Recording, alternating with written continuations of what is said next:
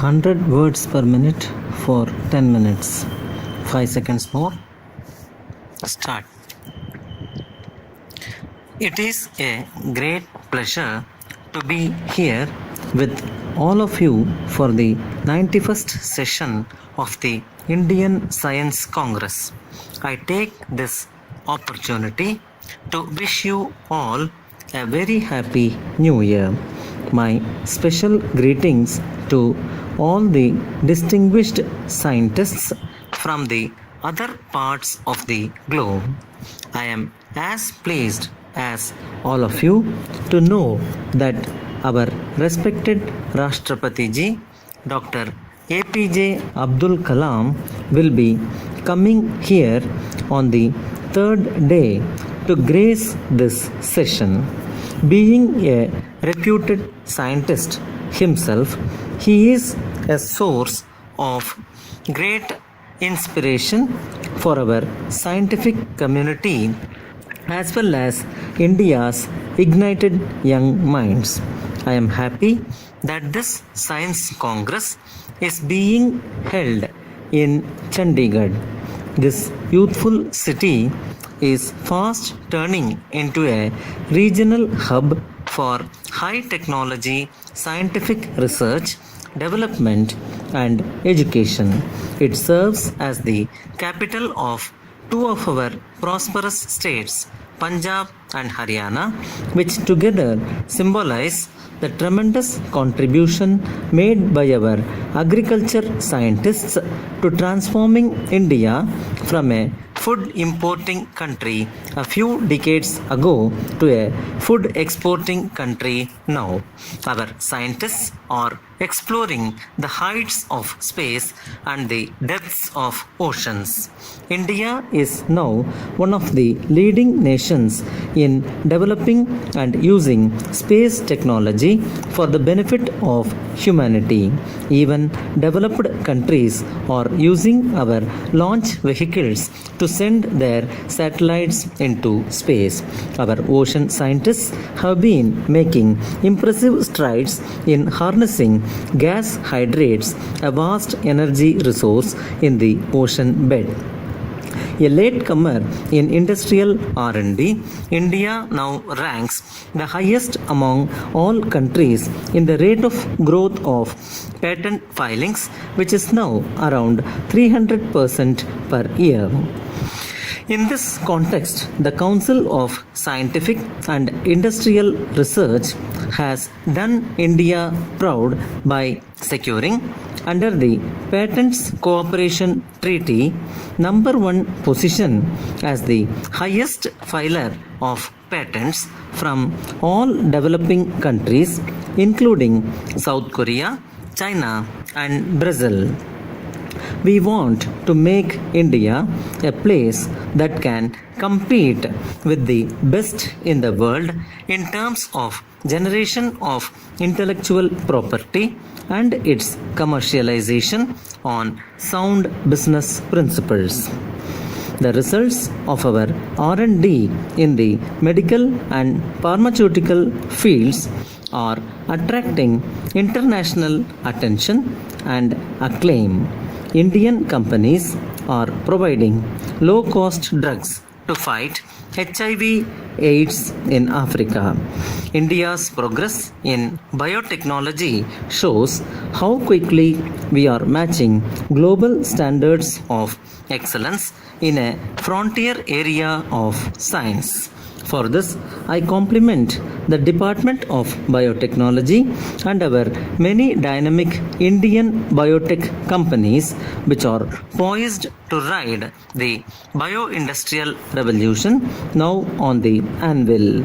India is also actively helping other developing countries in this area. The spirit of innovation and excellence is now spreading to many other areas as well, notably in automobiles and auto components. Undoubtedly, India's most visible success in recent years has been in the field of information technology. The success lies not only in our steadily rising software exports but also in the rapidly growing opportunities in outsourcing of services. India is rapidly emerging as a hub for development of cutting edge technologies by reputed multinational companies. I have chosen to highlight some of these developments just to underscore the point that India and India's S&T establishment are no longer what they were even 10 to 15 years ago. The scale of achievement has completely changed. The level of self-confidence has sharply risen. The situation presents two distinctive features which were previously absent. Firstly, a strong alliance moving on the four wheels of science, technology, business, and government has been put in place. This has greatly toughened the competitive muscle of the Indian economy and also improved service delivery in the social sector. The second change is equally striking. Unlike in the past, top notch Indian scientists and technology developers are no longer of the view that they can produce high quality work only by going out of India. A significant number of Indian scientists and engineers who had gone to Western countries for study and work are now returning to India. This is because attractive opportunities for challenging R&D activities are being created in India itself. In our bid to increase the use of renewable sources of energy, we look for R&D breakthroughs that will help make solar energy affordable and scale up the use of biofuels. Similarly, we are keenly expecting biotechnology to provide affordable solutions to two of the biggest challenges in healthcare, namely cure and prevention of numerous infectious and non-infectious diseases and improving the nutritional status of the poor, especially the women and children. We have to vigorously introduce S&T inputs in our agriculture, cottage and small scale industries as well as services in the informal sector. After all, making these economic activities more productive and profitable is the key to unleashing their huge potential for employment generation, from wealth generation in a knowledge economy to achieving food and health security for all, and from technology intensive national security to disaster prevention and management. The S&T policy covers a wide spectrum of concerns and commitments. I would like the Science Congress to annually review the progress made in implementing this policy and suggest correctives. Excellence is difficult to define but easy to recognize when one sees it. However, it will not do to have only islands of excellence.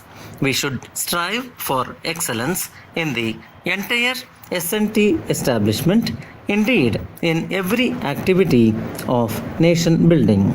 As you are aware, our government not only checked the alarming decline in funding of science and technology but also has steadily increased it in the past 5 years. I am deeply disappointed that in several projects and programs, even available funds are not sanctioned and used in time. In my address at the Lucknow Science Congress In 2001, I had called for overhauling of procedures for clearances and approvals. We should be in a hurry to achieve results that can effectively address our national priorities and make the world to take notice. We have to attract, nurture, and retain the brightest and most talented minds, especially young and dreaming minds in large numbers. May the Chandigarh session become yet another successful milestone in the illustrious history of the Indian Science Congress.